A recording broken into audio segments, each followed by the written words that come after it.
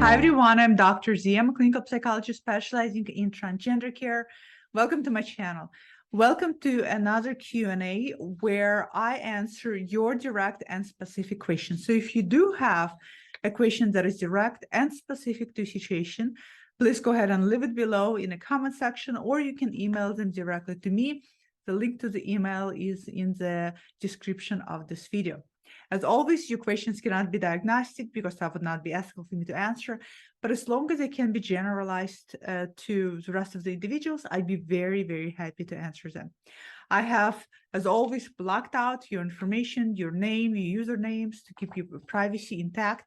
And I have selected 6 random questions today. I barely glanced over. They all look very interesting and very different from a lot of questions we had asked before. So enjoy them. And I also included timestamps for each one of the questions. You can jump around. And by the way, I know that all of my regular viewers are going to notice, nice background, isn't it? No more white flash out camera. I'm so happy. And if this background sometimes is going to look like it's moving, yeah, that's because it's just a screen behind me. That's not really my bookshelf, but don't tell anybody. Okay, so let's get started. First question for today.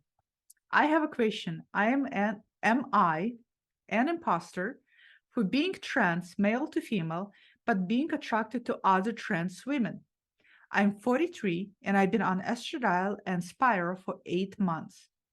In my state, there's smaller population of trans women and it seems 99% are heterosexual. I only met one that's dating a trans man. I feel like a minority of a minority. Great question. We haven't had something like this asked before. So are you actually an imposter if you as a trans woman also find yourself being attracted to other trans women, or perhaps even you didn't specify, maybe just women in general, which in that case will make your sexual orientation a lesbian? No, you're absolutely not an imposter by any means at all. You just happen to be a trans woman that is attracted to other women. That's just your sexual orientation.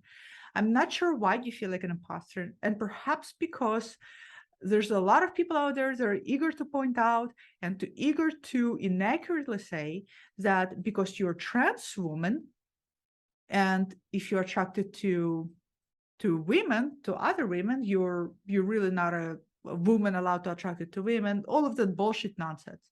Your sexual orientation is what sexually drives you. What do you sexually feel pulled to? Where do you feel attracted to?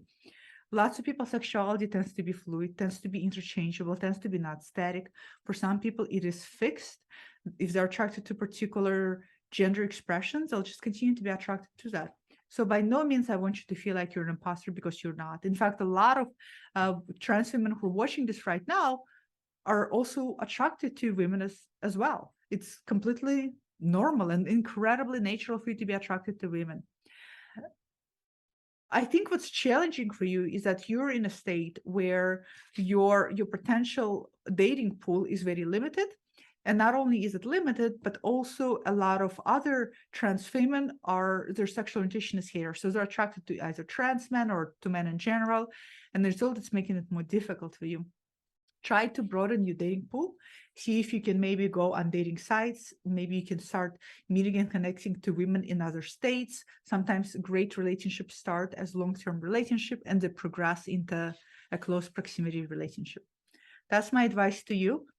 Please don't feel like an imposter. You're absolutely not an imposter by being a trans yourself and being attracted to trans women. You're just being yourself. Own it, embrace it, and never feel guilt or shame about who you are. Great question. Next question. First off, thank you so much for answering a previous question I asked. Oh, you're very welcome. So this is a repeat. Great.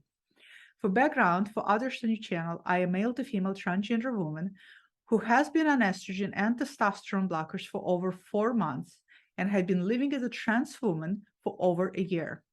So it sounds like you're early in the medical transition, but you've been socially transitioning for more than a year.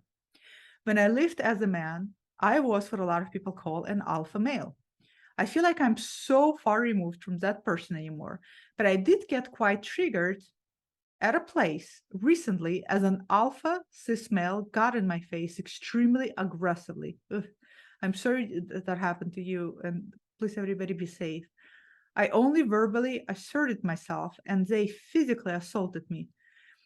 I did not respond physically in any way, even though still giving my physical stature.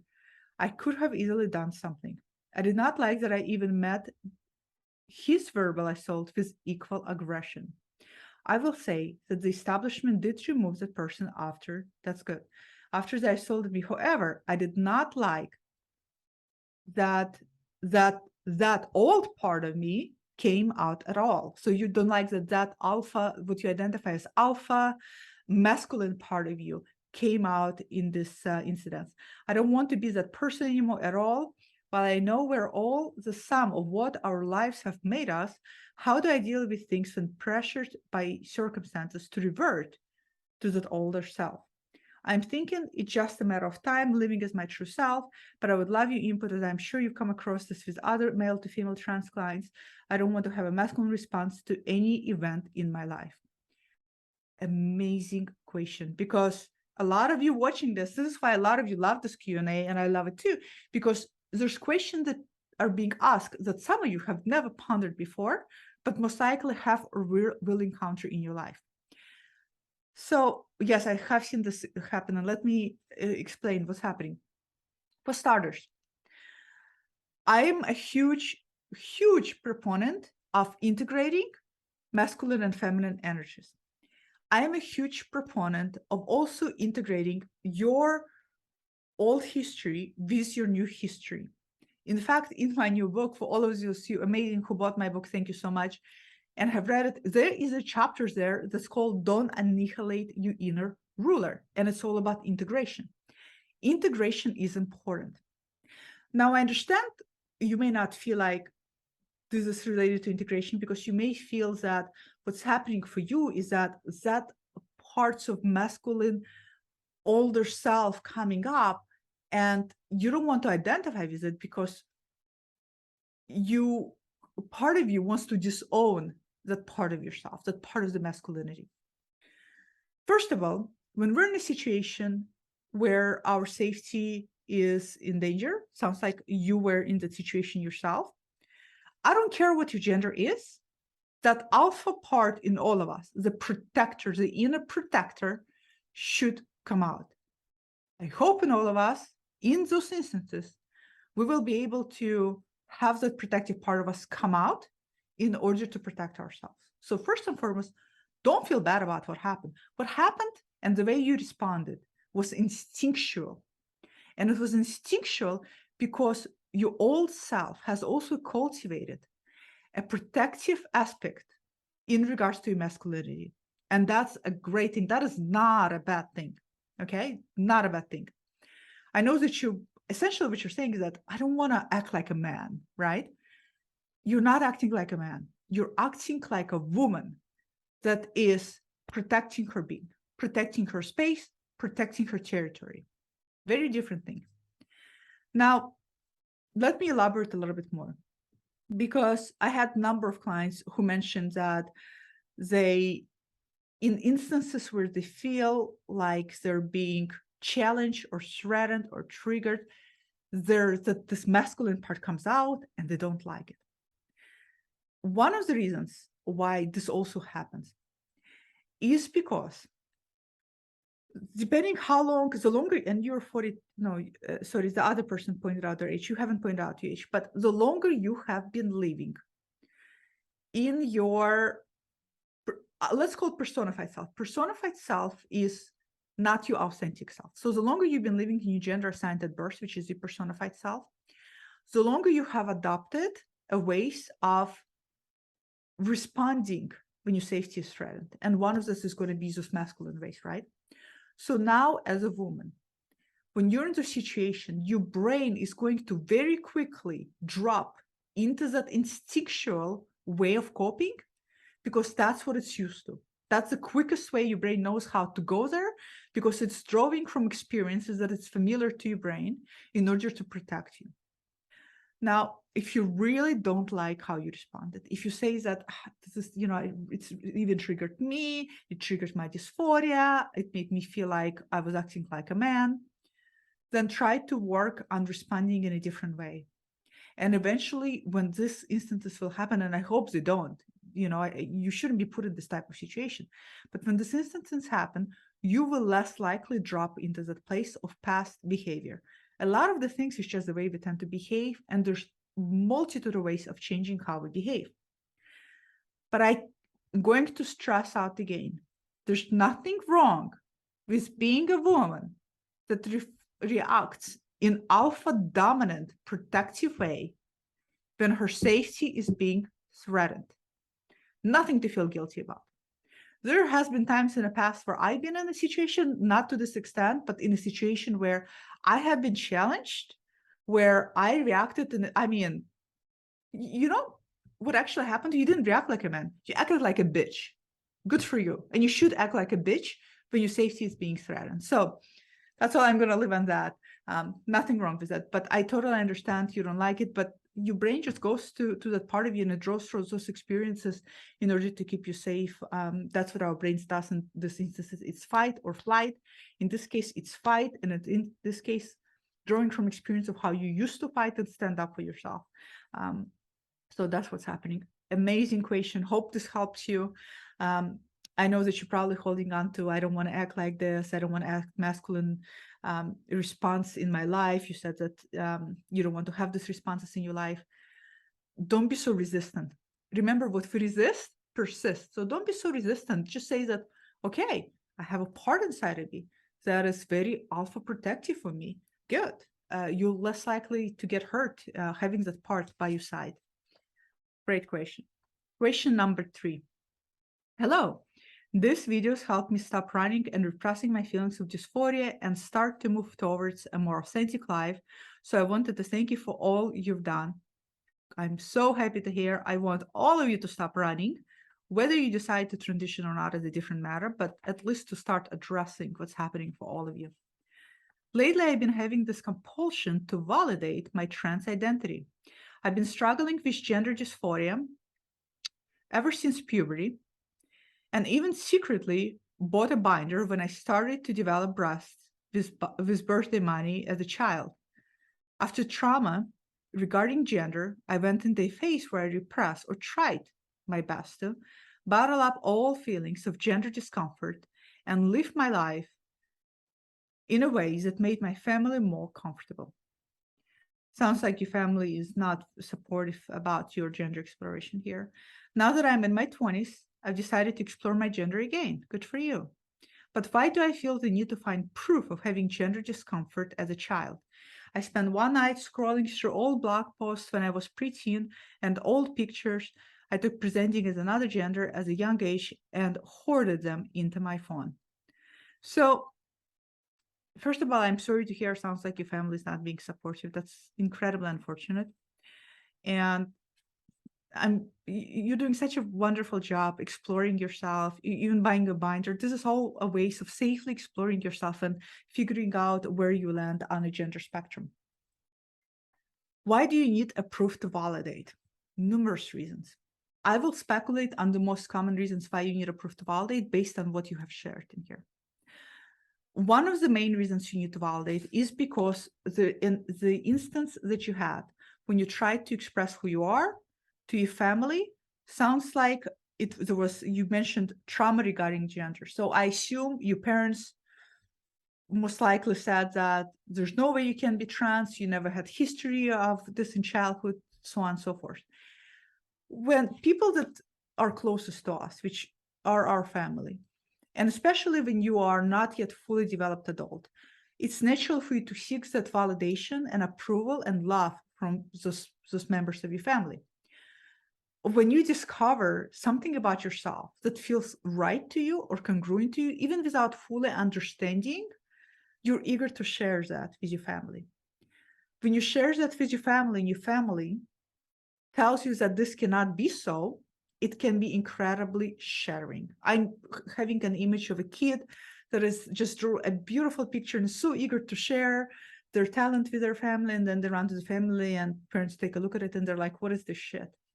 You'll never be an artist.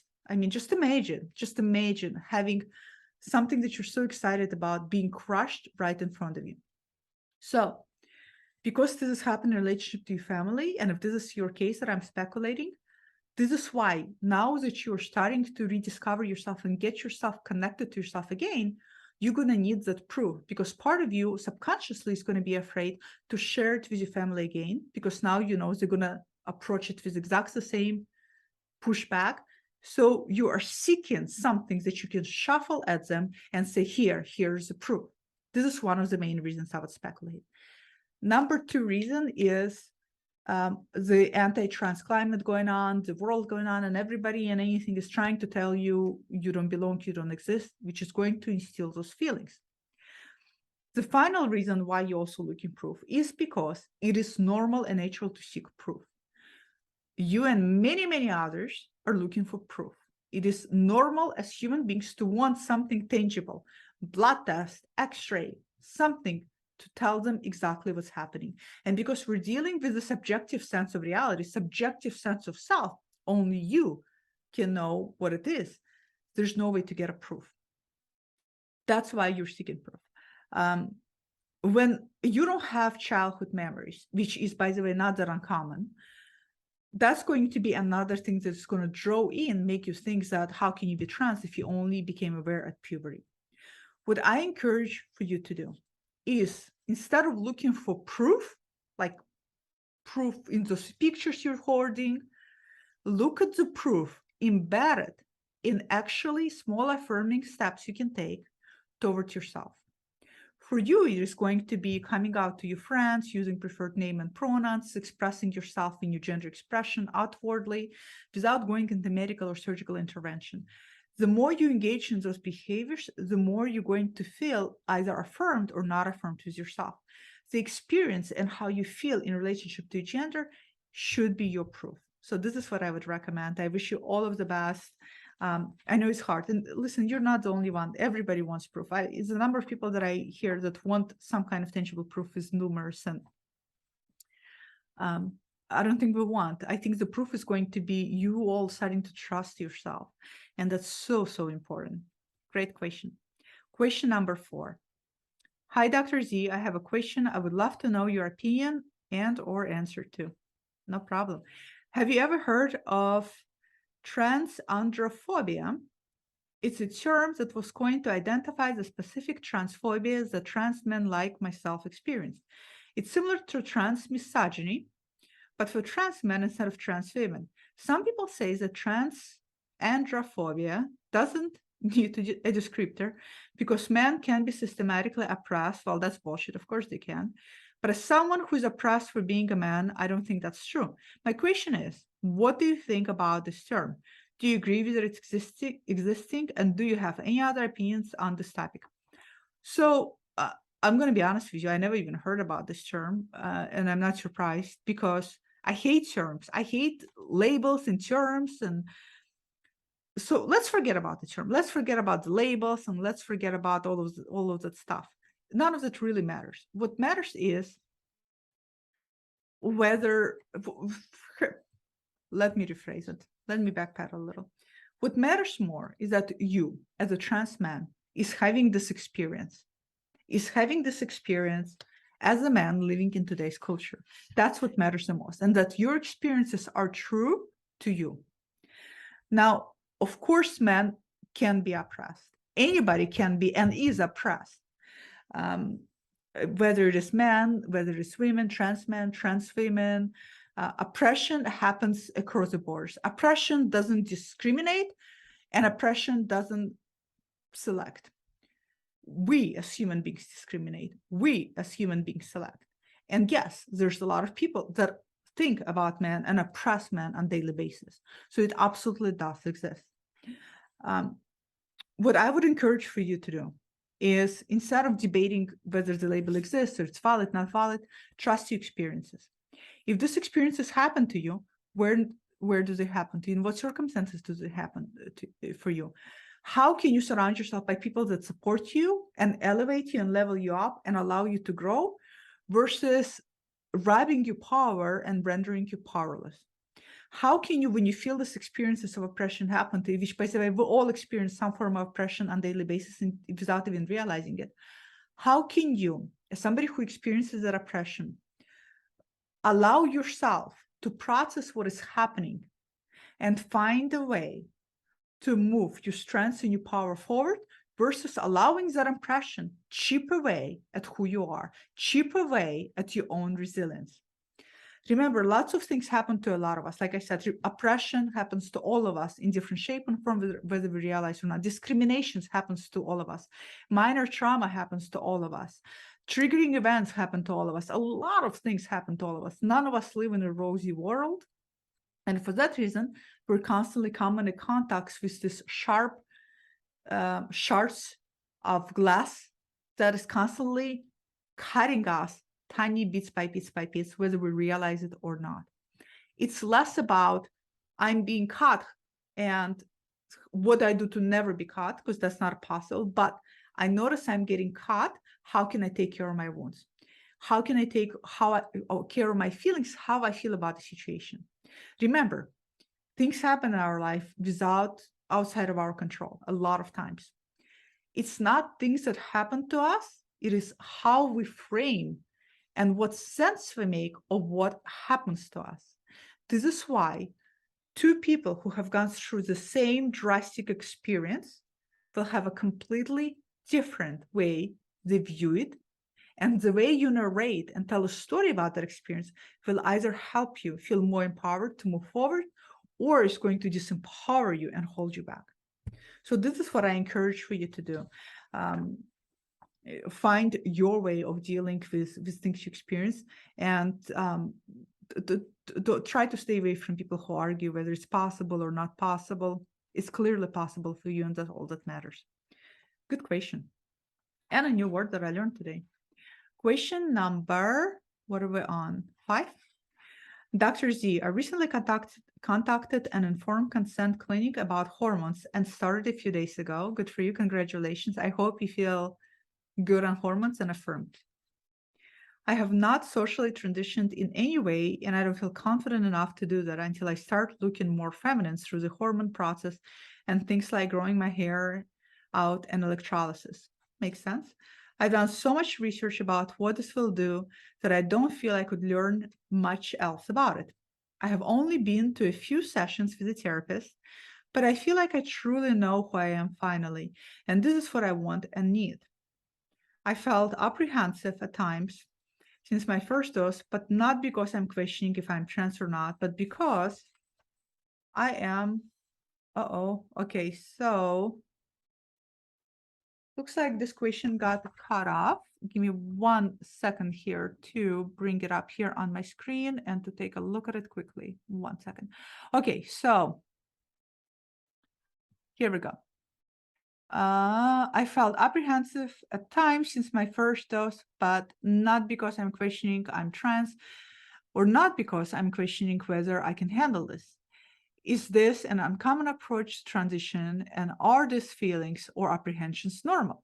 I don't like the idea of having to talk to a therapist for years to confirm that I already know about myself, what I already know about myself, and informed consent is my only option where I am at hormones. Okay, so great question. So is the apprehension when you start hormones normal? Yes. So apprehension is completely normal. Many people, even when they start hormones, even when they start feeling absolutely amazing, feel apprehension. Many people do.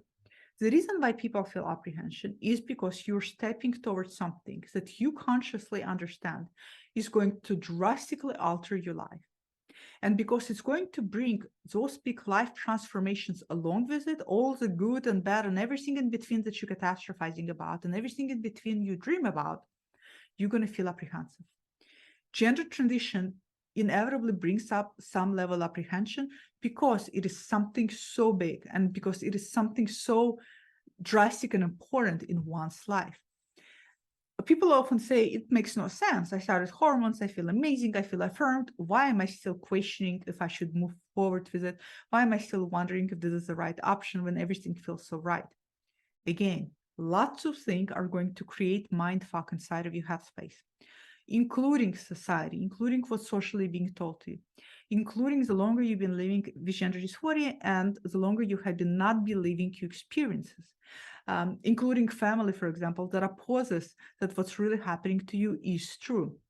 So there's many, many things, including, not to forget, gender dysphorias that creates complete fuck and distortion inside of your headspace where you can't even think clearly.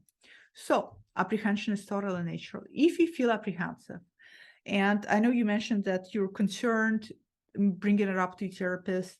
You're already on hormones. I wouldn't be concerned bringing it up to your therapist because they will help you clarify what you feel apprehensive about. Like you said, it's not that you're questioning if your gender identity. It's not if you're questioning if you're doing the right thing. You just feel apprehensive. That's fine. Explore that with a therapist. Explore where those feelings are coming from. Sometimes people feel a need to slow down, to give themselves breathing room. Sometimes things feel like they're happening too fast. If you're on hormones, sometimes what happens is you may experience changes really fast. And as a result of experiencing changes really fast, which happens, but it's not really that often actually, but it does happen when you can have physical changes pretty fast. That can feel overwhelming. That can feel like, whoa, I wasn't prepared to deal with this so soon. Whoa, this is happening too quickly. And because of that, and for that reason, there's going to be apprehension. So my advice to you is still talk to your therapist. That's what they're there for. They're there for to help you dig deep. They're there to help you ask you all the right questions to take you into the path of self-exploration. You owe this to yourself. Apprehension could mean lots of things. It could mean slow down. It could mean, hey, this is unknown. This may feel a little bit scary. It could mean a lot of things. It also could mean excitement that is potentially being confused with apprehension. So definitely explore. I don't think that it's a sign necessarily to hormones are not right for me. I need to stop. I think it's just a sign to sit with it. Hey, what is it telling me? Many people watching this are going to comment below and let you know that they felt apprehensive too. Very normal, very natural. So don't worry about it. Just explore it and process it a little bit more. That would be my advice to you. Good question. Question number 6. I put 6 questions today because I have so many questions that all of you send me, which is amazing. But I also don't want you to wait weeks until you get your answer. So today we're going to have 6 instead of 5. Okay, this is a little bit longer question, so let's bear with me. Dear Dr. Z, I'm a very long time viewer of your channel and have never encountered any professional with your level of compassion and depth understanding for gender diverse people. For that, I thank you. Thank you so very much. To be honest, I think a lot of you never encountered professionals that have this level of depth of understanding is for 2 reasons. One, seldom I ever see a psychologist that exclusively focus on transgender and non-binary adults, seldom. And my colleagues who actually do specialize in this, they're not on social platforms making content, but they also have tremendous amount of depth and knowledge too. For context, I am a man, he, him, age 22 from Ireland. Here's my question. Since the beginning of my transition 5 years ago, my steady goal has always been to look how I would have had I never gone through the wrong puberty. Okay, got it. So you didn't want to look like, when you say wrong puberty, I'm assuming like a combination of masculine and feminine traits. I always thought of this as a healthy approach since I would be considering my own genetic background and not comparing myself to others. But now that I've been on hormone therapy for almost 2 years and achieving that goal is feeling less and less realistic. I'm completely unrecognizable to the people who only knew me before transition. The changes have been huge, but I had an extremely feminine face and body to begin with. Society sees me as totally androgynous. Strangers are always unsure and constantly referring to me as she, he, sir, madam, sir, that young man or lady. I don't know if I will ever consistently pass as male, which causes me so much anxiety when it comes to choosing bathrooms and changing rooms. The hopelessness makes me want something to blame. I wonder if undoing female puberty was always an unrealistic goal, or if my genetics somehow destined me to always be an androgynous man, trans or not. Passing is really important for my confidence in the world, But if it's never going to happen, how can I make peace with it? How can I make peace with that tragedy I didn't expect? Whew, my heart goes out to you. I can feel the pain in your question. I can feel the frustration in your question. I can feel how challenging it is for you, because you probably look down at men in your family and you expected the same results as a result of going through the masculine transition. And now it's been 2 years in the hormones, and you feel like you're having the strong polarity combination of the two, and you get misgendered when you go out. Can totally understand how that would cause tremendous amount of anxiety. So how can you make peace with this? Let me give you, before that, let me give you feedback for this.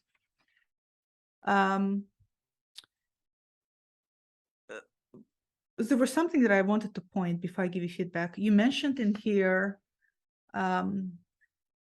whether it was wrong. I'm trying to find. I wonder if undoing female puberty was always an unrealistic goal of my genetics. So a lot of people initiate hormone therapy, and a lot of times it does take time to achieve the results you're looking for. I don't think that it's unrealistic to undo the female puberty in order to get secondary sex characteristics that are male. Here's the thing.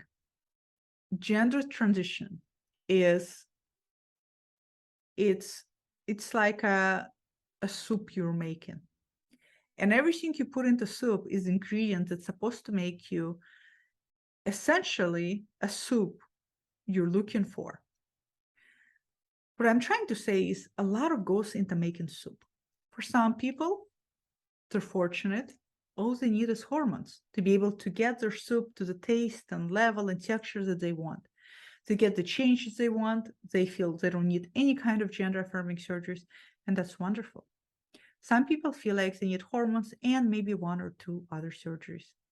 Some people feel like for that soup to taste exactly how they envision it to taste, they need hormones and they need more than one or two gender affirming surgeries. It is important for anybody watching this who have not started to transition to think about your goals and expectations, and what are your thoughts about if you're not going to achieve those goals and expectations? What can you do then?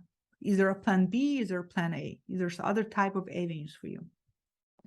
Testosterone is a very powerful hormone.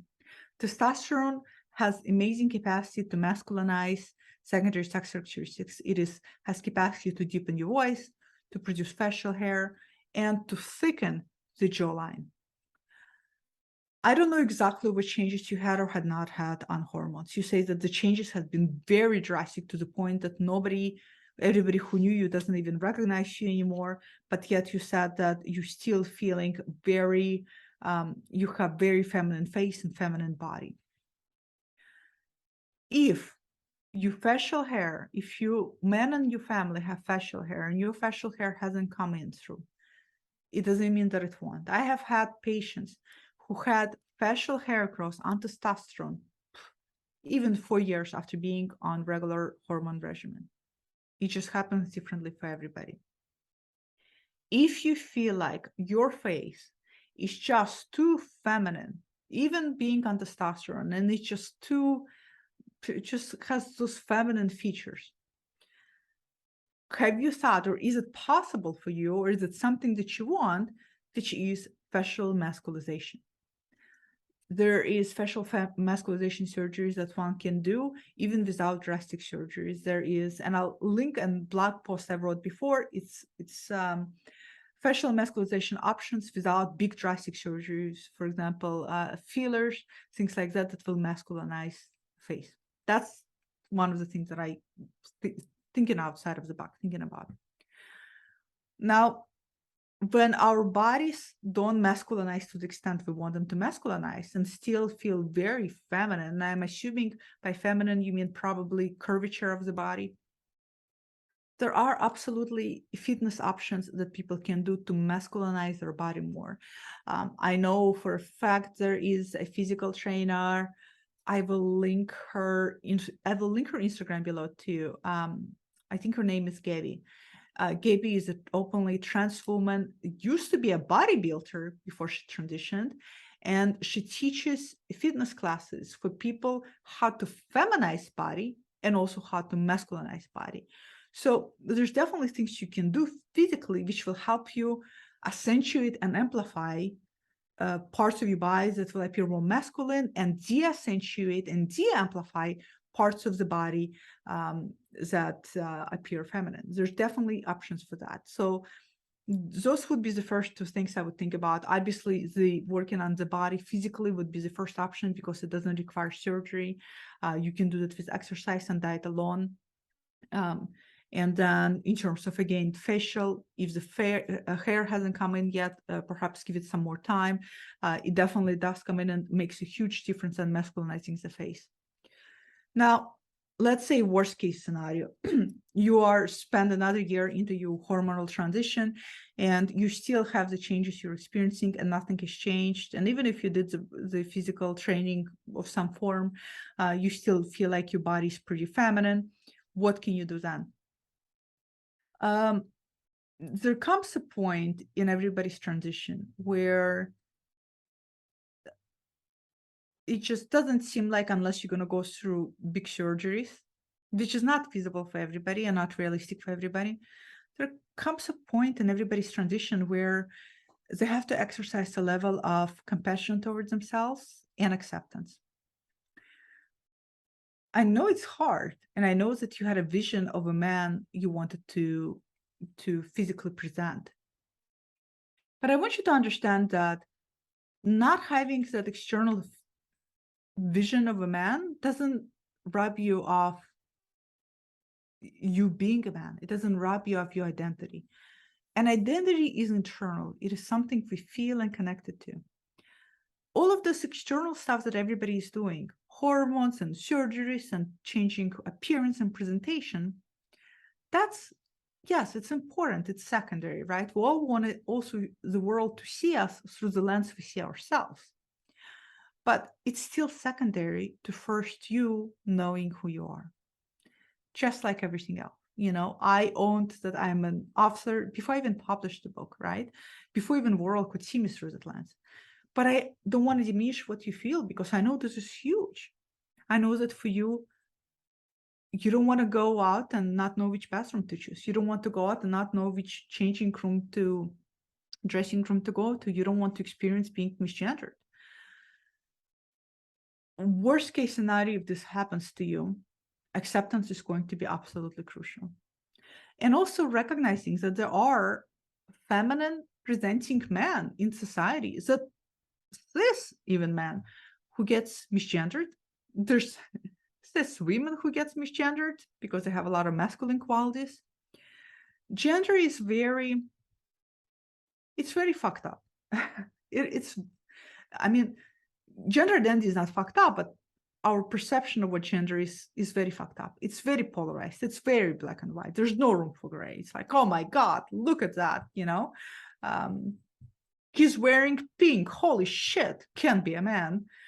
It's very juvenile, which is the reason why there's such uproar in culture, because our society developmentally is very, very, very fucking juvenile, like teenager. You know, everybody's just reactive and immature and not assertive enough.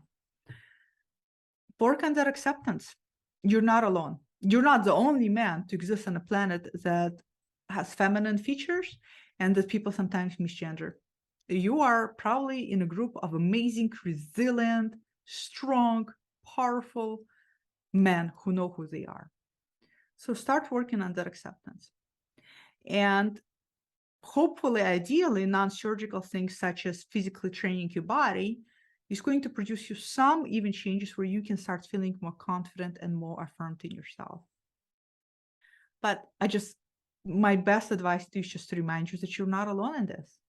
And it is a phenomenal group to belong to, even though I totally understand why you don't want to be seen through this lens. I get it. We all have aspirations that we want to aspire to. And when we don't get to those aspirations, it can be incredibly heartbreaking. So give it some time. Final thought for you. Also, who's your doctor? How good is your doctor at monitoring your testosterone levels? What are your testosterone levels?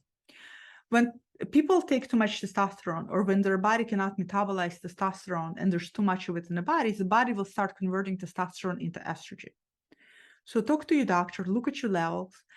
Maybe it's a time to just switch a doctor and get a second opinion. That's also really, really important here, to take a look at your levels, testosterone levels. What is your regimen? Maybe even change the route of administration of testosterone to spike up changes. So if you're taking testosterone as a cream, maybe start taking it as injectable testosterone. All of those options is something to consider too. But I wish you all the best. I really feel your pain and frustration, and I don't want in any way to diminish the importance of this question for you. And I know it's incredibly hard. It's incredibly hard. But those would be my suggestions. Yeah, I'll link all that information below as well. So having said that, those are our 6 questions for today. Great questions as always. Please go ahead and email your questions to me or put them below in the comment section. Also, if you're watching this and there's things that you resonate with, if you want to give people advice, you want to give people what works for you, what didn't work for you, please share below.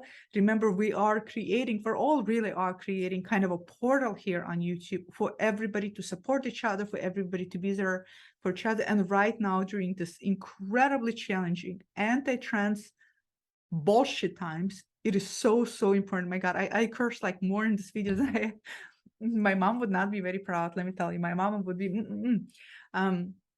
so comment below, let me know what you're all thinking, and I will see you all next time. Bye.